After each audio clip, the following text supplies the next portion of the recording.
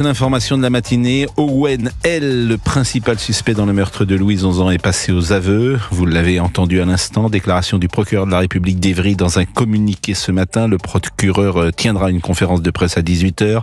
Owen L. vit chez ses parents à 400 mètres de la maison de Louise. Selon les enquêteurs, il aurait été pris de colère après une partie de jeux vidéo. Évidemment, il faut rester très prudent.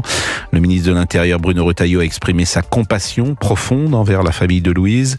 Le corps de Louise avait été retrouvé dans la nuit de vendredi à samedi dans un bois à Longjumeau, dans l'Essonne, à quelques centaines de mètres de son collège. Alors, nous allons beaucoup en parler, notamment avec le général François Daoust, ancien directeur de l'Institut de recherche en criminologie de la Gendarmerie nationale. Bonjour, monsieur.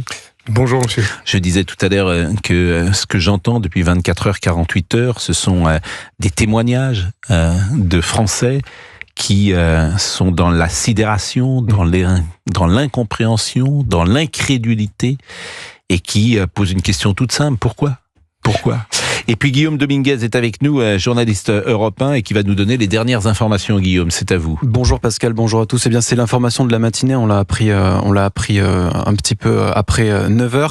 C'est Owen L. qui est passé aux aveux. Ça a été confirmé par le parquet d'Évry. Alors, ce sont pour l'instant des aveux assez timides. Il a reconnu simplement avoir commis les faits. Ce qui lui est reproché, c'est donc d'avoir poignardé à de multiples reprises cette jeune fille vendredi après-midi à la sortie du collège. Pour l'instant, on ne sait pas bien ce qui s'est passé. On a très peu d'éléments d'information sur le déroulé des faits.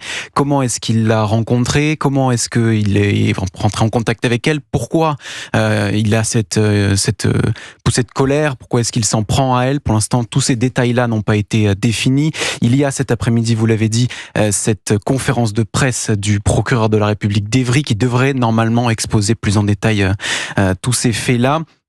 Ce qu'on peut dire à l'heure actuelle d'Owen L., ce jeune homme de 23 ans qui a été interpellé lundi soir à 20h, c'est que c'est un garçon qui, selon les premiers éléments qui nous sont parvenus, n'a pas d'emploi. Il vivait chez ses parents.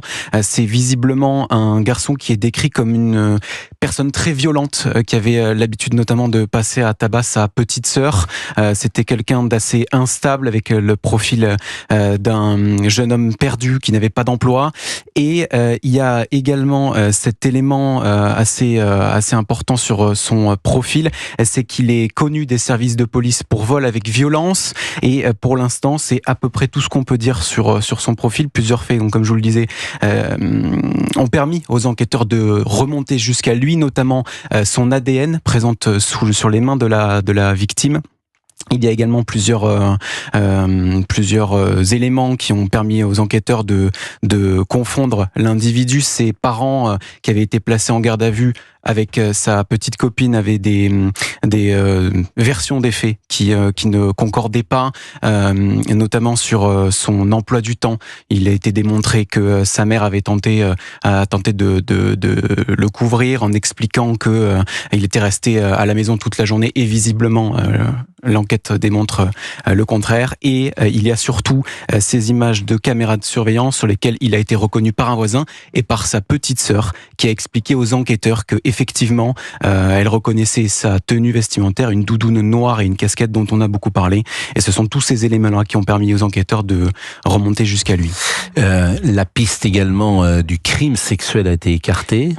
Alors, la piste du crime également frauduleux, si j'ose dire, ou de vol, un mobile de ce type. Et effectivement, ce qui est retenu, c'est, j'allais dire, presque le crime gratuit.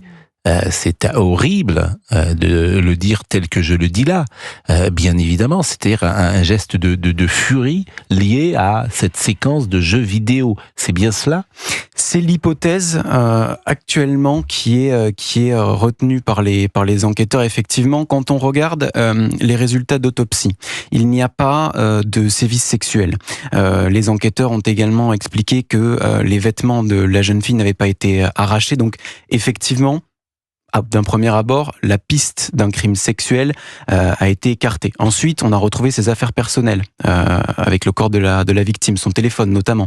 Donc la piste d'un crime crapuleux peut aussi être mis de côté. Et il y a effectivement ces éléments qui remontent. Il est décrit comme un jeune homme accro aux jeux vidéo qui passe plusieurs heures par jour à jouer notamment à des jeux de guerre. et ce serait, semble-t-il, un acte de violence gratuite. C'est-à-dire qu'il, selon certaines déclarations, et c'est en ça qu'il faut être extrêmement prudent aussi aujourd'hui, selon certaines déclarations, il aurait passé une partie de son après-midi à jouer.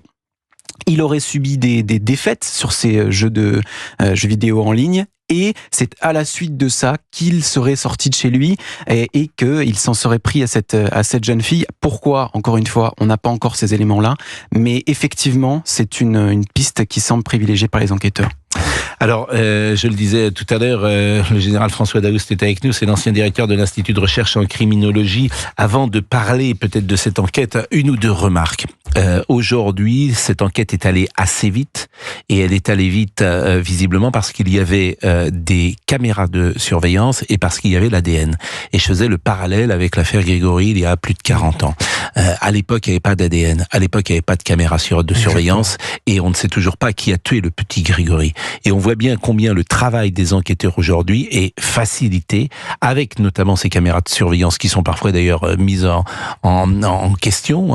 Certains maires ne veulent pas qu'il y ait des caméras de surveillance. On voit qu'elles sont efficaces. Et puis l'ADN est arrivé également. Ah, tout à fait.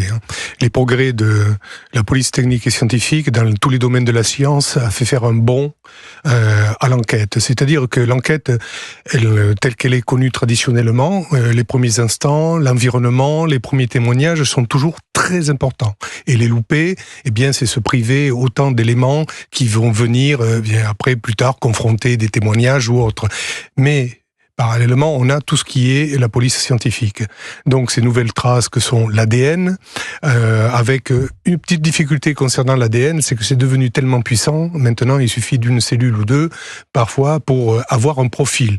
Et là, on n'est plus comme l'ADN dans les années 90, où c'était une marque très très forte, où il y avait besoin de beaucoup d'ADN pour pouvoir retirer le profil. Donc, et on sait que des transferts multiples peuvent avoir lieu, ce qui fait que c'est à la fois la puissance de la technique, mais la faiblesse, c'est que ça peut être un ADN qui est venu là par hasard. On n'est pas dans ce cas-là ici. La deuxième chose, c'est l'explosion du numérique, à tout point de vue, que ce soit par les images de vidéoprotection ou que ce soit par la téléphonie. Donc on a maintenant sur une scène, quelle qu'elle soit, plus de traces numériques que de traces classiques. Souvenez-vous l'affaire Lina, on n'a aucune trace sur les lieux de sa disparition, ce qui permet de remonter jusqu'à son meurtrier et jusqu'à elle, ce sont toutes les traces numériques, que ce soit du véhicule par la carte SIM de la géolocalisation et que ce soit par le bornage téléphonique. Donc on voit que ce sont des moyens mis à la disposition des enquêteurs qui viennent aider à résoudre plus rapidement des enquêtes. Là où ce serait extraordinaire, c'est qu'on ait une capacité d'anticiper et que le crime ne soit pas réalisé pour pouvoir intervenir plus vite. Ça peut arriver parfois quand on a des centres de supervision urbain très réactifs, mais là, qui sont témoins de quelque chose qui permettent d'avoir une intervention rapide. Mais tant qu'on aura cette espèce de dogmatisme qui ne veut pas que l'on mette comme logiciel tout événement anormal qui attire l'attention et qui enregistre automatiquement ce qui se passe et qui avertissent un opérateur du centre de supervision urbain, eh bien, on n'y arrivera pas. Il est 11h11, on va marquer une pause et vous allez pouvoir évidemment nous interroger, pourquoi pas interroger évidemment notre invité qui a d'ailleurs écrit avec Jacques Pradel, Police technique et scientifique, le choc du futur, et puis s'interroger évidemment sur la personnalité, qu'est-ce qui fait qu'on puisse passer à l'acte, même si on sait bien que ces réponses-là ne sont jamais aussi précises qu'on aimerait qu'elles soient. Comment expliquer l'inexplicable ?